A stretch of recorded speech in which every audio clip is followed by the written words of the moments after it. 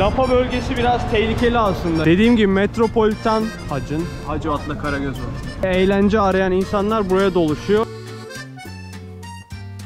Portekiz renkleri, Portekiz şehri gibi. Wow, it's a visit bro. Bildiğin adam gitmiş, Taksim'den alışveriş yapmış, gelmiş burada dizmiş. From Ottoman Empire, Turkish.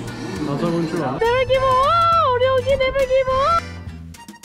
Burası da ünlü insanlar buraya gelip sanat konuşuyormuş. Güzelim şehir ya. Herkese merhaba. Bugün Rio'nun Lapa bölgesini gezeceğiz. Hadi gidelim metroyla. Hadi gidelim.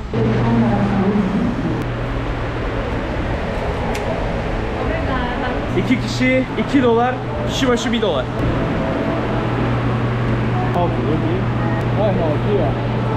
Ah, obrigado. Böyle geçiliyor.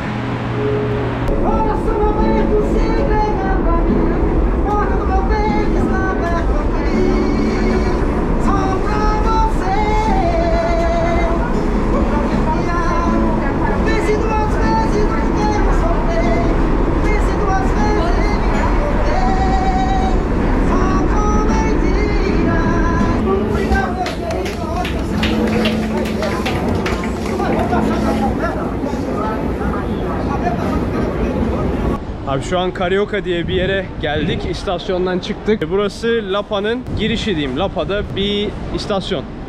Şimdi buraları gezeceğiz. Burada bir abi var.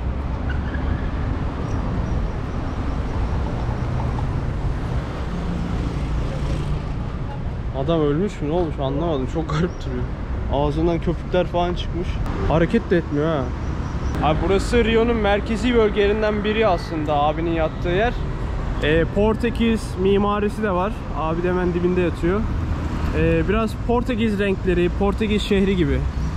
Küçük kiliseler falan böyle. Gezmeye devam. Geçmişte Lapa, Rio'nun en zengin bölgelerinden biriydi. Yatırımlar burayaydı hep. İnsanlar, zenginler burada yaşıyordu. Ancak bir dönem buraya fakirler akın etti. São Paulo'nun merkezi gibi. Zenginleri buradan kaçırdılar. Ardından çok fakirleşti burası. Her yer evsiz doldu. Sonrasında bir artist buraya bir sanat yaptı. O sanattan sonra turizm burada arttı. Ve zenginleşmeye tekrardan başladı. Burası gezilebilecek bir nokta, Lapa. Gece hayatıyla da bayağı ünlü. Burası da o sanat sokağı. Bir artist. What was the name of artist? Serradon. Serradon. Chileno, yeah. Serradon. Şili Serradon. Buraya 250 basamaklı bir merdiven yapıyor. Ondan sonra burası patlıyor. Tabi sanatı görenler gelip buraya da sanatı attırıyor yani. Uf. Wow, it's really nice. Yeah. Hippiler bir şeyler satıyor. María Teresa Calcuta, la Virgen Santísima del Carmen. Yatan abiler de var. Artistler ya. Burası biraz hippie sanırsam. Ama artist hippie yani. Artist hippie yani ya. Polis olsun pes. Wow, it's a visit bro. Yeah. I take a picture in here. Abi şu var ya, çizmişler, ufak ufak bir sürü isim yazmışlar. Ronaldo, Chico, bir şey. Çok iyi değil mi? Azerbaycan bayrağı var şurada. Where's Turkey? I don't know. Kore, Japonya, Kore. Türkiye'ye de Türkler yazmıştır herhalde. Nerede Türkiye? Göksel Aysol. Göksel Şebnem. Helal olsun. Kim yazdıysa tek Türk isim Göksel'le Şebnem'e buradan sevgiler. Bir de Ali Habipoğlu var. Hippi çok var. Bak saç örgüleri yapıyorlar. Kolye, bileklik, her şey var burada. Nasıl abi?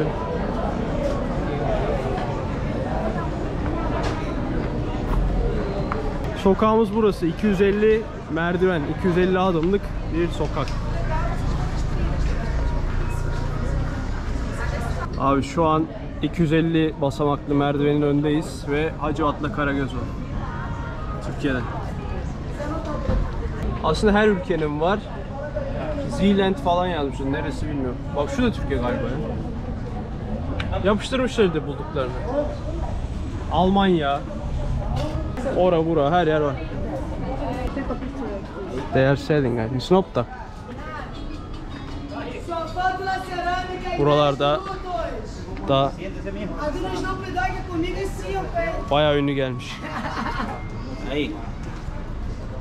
Ve que están sacando. So many Turkish things also I saw actually. Not only one. Korea have? things 없어. Hamburg, German. Oh, this one Chinese style. Look at this. Çin de var. Artistliği burada işte mozaikten seramik mozaik. Aslında tam mozaik sayılmaz, biraz büyük. Bak şunlar falan Çin, Uygur, Kazakistan, Türkiye. Ya bütün ülkeler gözüküyor burada şu. 250 adımlık merdiven. Casa da Escada. Merdivenlerin evi demekmiş burası. Bir sürü Türkiye var abi ya. Bildiğin adam gitmiş, Taksim'den alışveriş yapmış, gelmiş burada dizmiş. Buradan bir fotoğraf çekmişiz. Instagram'a attım. Oradan beğenirseniz sevinirim. Ve abi işin güzel yanı, buradaki evler bayağı halkın evi yani. İnsanlar buralarda yaşıyor. Düşün, burası milyon dolarlık bir sanat merdiven sokağı. Hemen dibinde insanlar normal kiracı. Belki de ev sahipleri, bilmiyorum ama yaşıyorlar yani. Doğal, güzel, harika. Harika. Efsane ya, adamlar milyon yıldır burada gibi oturmuş çay içiyorlar falan. Rahatlar yani.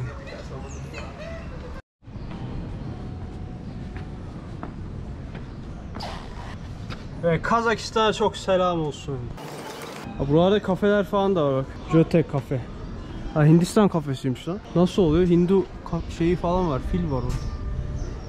Vaa, adamlar burada business yapıyor ya. Ne satıyorlar lan? Chicken çay. Cia satıyorlar, cia. Çay. Güzel. Bütün milletleri burada birleştirmişler. Hoş bir şey çıkmış ortaya. Heyon su alıyor şu an. İçeri girdi. Ben de şöyle yanaşayım. Su fiyatı aynı yani şehirle. Bir tanesini içeri girelim. Valla. Did you buy? Really?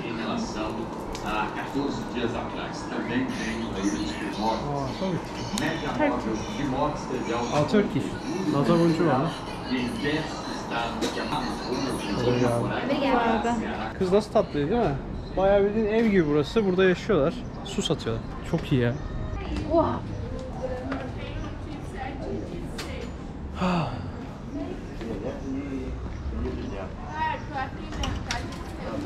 Dediğim sanat sokağı burası. Adam gelmiş burada ev halkından, yaşayanlardan izin almış. Demiş ki evinize mozaik yapıştırayım mı demiş. Bak buradakiler izin vermemiş. Sonra pişman olmuş. Böyle şeyler satıyorlar şimdi. Buradakiler izin vermiş. Millet önünde fotoğraf çektiriyor. Durum bu burada. Rio'nun en önemli noktalarından biri denilebilir. Güzel bir sanat. Come. Şimdi Heyon mükemmel düşüşünü yapacak. Burası çok kaygan yokuş.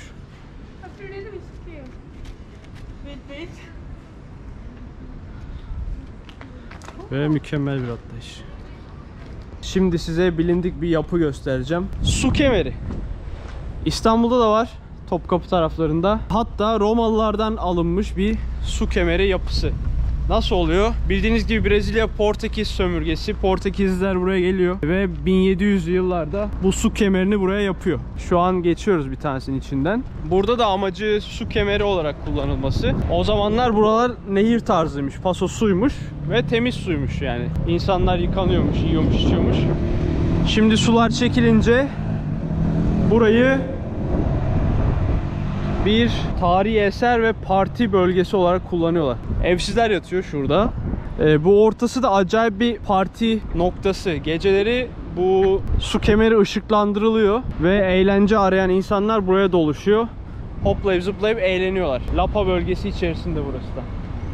Yeah, the center of the Lapa. A Friday in here, full of people. And at night there's right, and this bridge is at night. It looks more beautiful. You can see. Bravo, bravo. Yeah. Ve şu an şoka girdim, tren geçiyor. See. Amca bir şey dedi, anlamadım. Bindireyim bizi falan dediler. Böyle. Bu arada burası kiliseye yakın. O dönem işte buralar nehir olduğu için su kemeri yapmışlar. Tren ilginçti ya. Bizde tren yok. Bayağı geçti yani tren üstü. Burada da evsiz abiler var, yatıyorlar.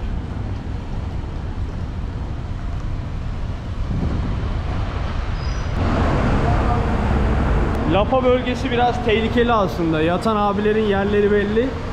Onlar kalkmış şu an gün içerisinde geziyorlar. Böyle devam edelim. Şurada bir tane kilise var. Lapa bölgesinin en büyük, çirkin görünüşlü ama içi acayip sanatla dolu kilisesi. Dediğim gibi Metropolitan Kilisesi. Dışı çok çirkin duruyor ancak içi mükemmel. Gidiyoruz şimdi. Brezilyalılar futbolu gerçekten çok seviyor. O yüzden burayı futbol stadyumu gibi yapmışlar. Ancak gördüğünüz gibi burası bir kilise. Burası 1964 yılında yapılmış. Yapımı tamamlanmış ama tamamlanmamış gibi. İçeri girip bakalım.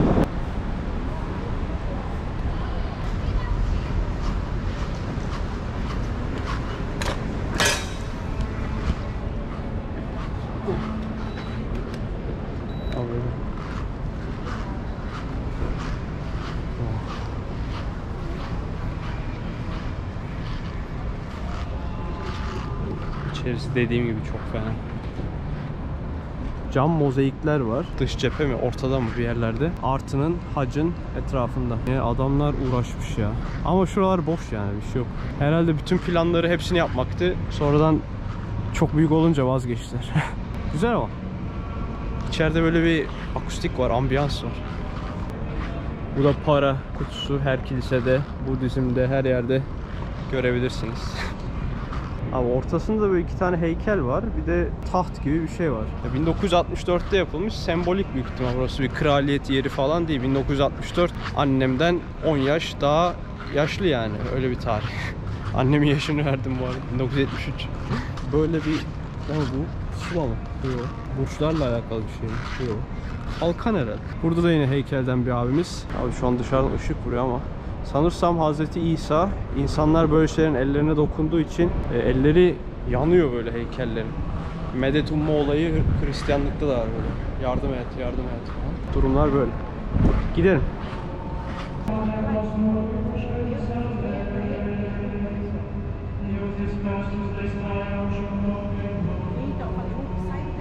Burada bir şeyler de satıyor abimiz. Budizm'le aynı neredeyse.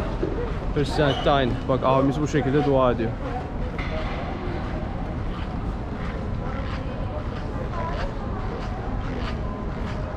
Bir de kiliselerde böyle özel dua etme alanları var. Şöyle kapalı bir oda. Abimiz yardırıyor içeride. Bir haç, bir İsa. Gerisi böyle. Burası Rio'nun Anıtkabir'i. Savaşla alakalı bir müzesi. Liderleri var. Andıkları güzel insanlar var. Portekiz sömürgesinden kurtulup buraları Brezilya yaptıkları bölge. Ancak şu an korona dolayısıyla bütün müzeler kapalı olduğu için girip sizlere gösteremeyeceğim. Sadece bilin. Burası müze bölgesi. Dediğim gibi ulusal müze. İleride sanat müzesi var. Onun ilerisinde askeri müze var. Şurası sahil yani, sahil tarafı. Gidelim. Abi bir kaplumbağa gördüm var ya. Şurada bir kaplumbağa var. Karette bildiğin. Bildiğim burası port ya. Portun dibinde. Çok büyük. Yaşlı bayağı.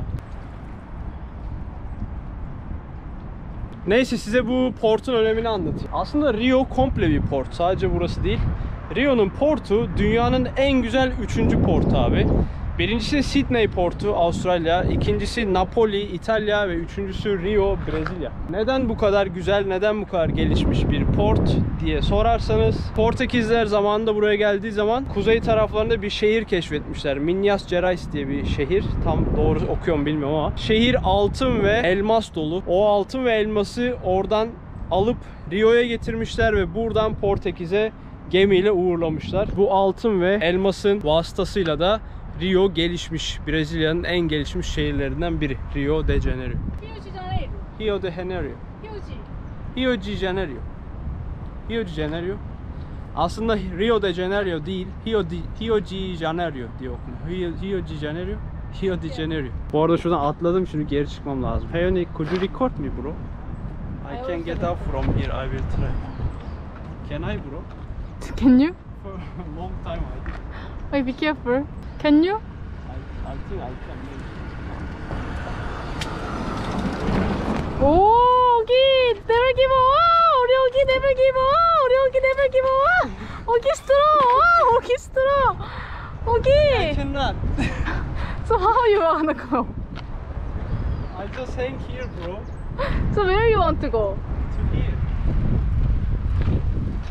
Can you? Oh, 여기 프로기. And help me. Really? How can I help you? I can go there, but I'm lazy. I really didn't. I say come to there. Okay, let's go. You're she. Bir sallandım, çıkamadım, geri buraya gidiyorum. Normalde çıkardım da. Şurası içe girik ya, ayağım basmıyor oraya, nasıl çıkayım? Kolları attım, kaplan gibi yapıştım, ancak dipten destek alamadığım için sallandım burada. Böyle. Güvenlik abi de oradan bağırıyor, çık la oradan, orada bir yol var burada, çık buradan diye. Ne tırmanıyor sağa sola. Obrigado. Kasmaya gerek yok, aynen buradan çıkalım. Kaplumbağayı gördüm diye atladım, yoksa yukarıdan da çekerdim. Neyse, dediğim gibi burası dünyanın en güzel 3. limanı. Yani Rio limanı. Komple Rio bir liman. Sadece burası değil. Port olsun, hayat olsun, yaşam olsun, kültür olsun, zenginlik olsun, doğal yaşam, ağaç, orman, dağ, tepe, okyanus, sahiller derken Rio UNESCO'ya girmiş abi. UNESCO'ya. Böyle de bir anı. Rio UNESCO şehri. Bak burada evsizler de hemen yatıyor. Karı koca bunlar birlikte yatıyorlar. 2012'de girmiş bu arada UNESCO'ya. Bu arada çalışan da bir havalimanı var. Şimdi uçak kalktı. Biraz geç kaldım, yakalayamadım ama şurada da bir havalimanı var. Aktif. Abi sizlere dediğim gibi aslında Rio zengin bir şehir. Yani gökdelenlere falan bakılınca bayağı böyle Hong Kong'u andırıyor yani bu bölgesi. Ancak dediğim gibi işte zamanla fakirleşmiş. Hala da fakirleşiyor. Ekonomi bildiğiniz gibi önceki videolarda izlediyseniz dolar her zaman böyle bir %20, %30 artıyor, azalıyor. O ekonomiden kırılıyorlar yani. Korona dolayısıyla şehir pek açık değil aslında. Mesela şurada bir Gastromania diye bir şey var. Garni. Neci bilmiyorum ama kapalı. Bankaların ATM'leri açık. Çok fazla açık bir şey yok. Yani yemek yemeleri açık, marketler açık, öyle. Evsizler yatıyor. Burası da şey, tarihi mekan, şu üst tepe. Ola. Abi sarmış bir şeyler. Tarihi binanın tepesi. Nasıl dizayn? Mimari efsane. Abi burası California Cafe. Yani Brezilya'nın Starbucks'ı denilebilir. Batmış, adam kapatmış yani. Başka şubeleri açık ama burası kapalı. İş güç olmadığı için adam kapatmış gitmiş. Dediğim gibi zengin bölgesi hala. Yani aslında zengin değil de böyle iş merkezi mi diyeyim, ne diyeyim, böyle iş olaylarının döndüğü yer. Ama dediğim gibi ne çalışan var, ne patron var, hiçbir şey yok ortada. Run, you will die. Tramvay da var abi, bak geçecek şimdi tramvay. Şehir bayağı gelişmiş ya, Rio yani. Bayağı iyi. İstanbul ya, bildiğin İstanbul. Denizi var, sahili var, her şey var.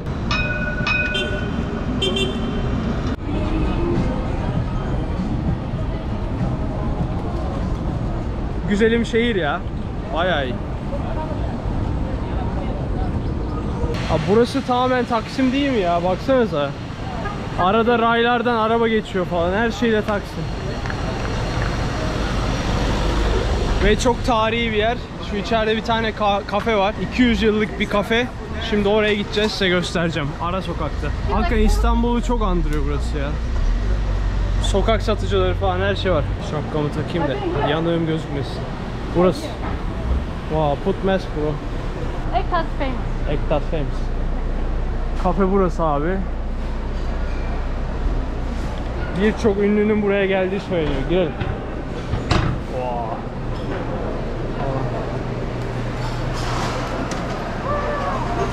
Böyle bir yer. Heyon şimdi gömecek. Only one. Abi bildiğiniz gibi burası Portekiz kültürü var burada. O yüzden Ektat dedikleri Portekiz, ne diyeyim buna, atıştırmalığı acayip ünlü. Heyon yiyecek şimdi. You can eat. It is last one. Şu an insanların yiyip bitirmesini bekliyoruz içeride. İlk defa böyle sıra bekliyorum. Ne yiyeceğiz, ne çıkacak bilmiyorum. Çok lezzetli dedi Heyon. Gelmiş buraya önceden. Abi bu kafe 1894'te kurulmuş. Nereden biliyorsun diye sorarsan üzerinde yazıyor. Colombo kafesi 1894. Şu fanlar falan acayip eski. Değiştirmemişler. Dekorasyonu bozmamak için. Ya bu kadar çok da göstermiyorum, hadi yiyelim gidelim ya. Şu sırayı bekliyoruz zaten, sinir oldum. 200 senelik kafe. Evet. Sonunda sıra bitti, bize böyle deriden bir menü getirdiler. Menü çürümüş yani. Acayip. Menü de 200 yıllık. Söyleyeceğiz Heyon'da, yiyeceğiz bakalım nasıl. Heyon'a sipariş ettikleri bunlar. Yumurta ne derler buna ya? Egg tart. Yumurta turtası işte. Tatlı bir şey ama öyle yumurta değil yani hiç. Yumurta da tatlı yumurta ya. Değişik bir şey. Neyse böyle bir tane kek. Böyle bir tane bir şey. Cappuccino Italiano. Şu, bu da Colombo. Yiyoruz, uzatmaya gerek yok. Güzel bir memleket burası, güzel bir mekan. 200 yıllık efso bir mekan. Abi normalde asla gelip tek başıma sipariş etmem ama her şey Heyon için. Amazing. Daha güzel. Macao'dan daha güzel. Portekiz'den daha güzel. Amazing. Portekiz yemek. Any reaction? Ne diyorsun ya? Wow. Amazing. Çok güzel ya. Bunu çok merak ettim. Bu neymiş ya? Kıtır kıtır bir şey sanırsın.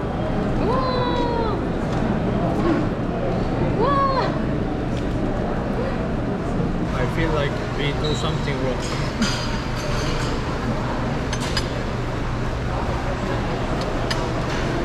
How is it?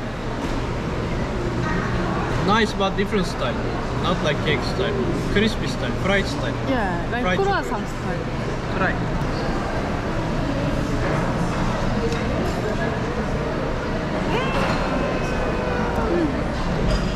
So sweet. Bu arada bu masa 50 lira geldi.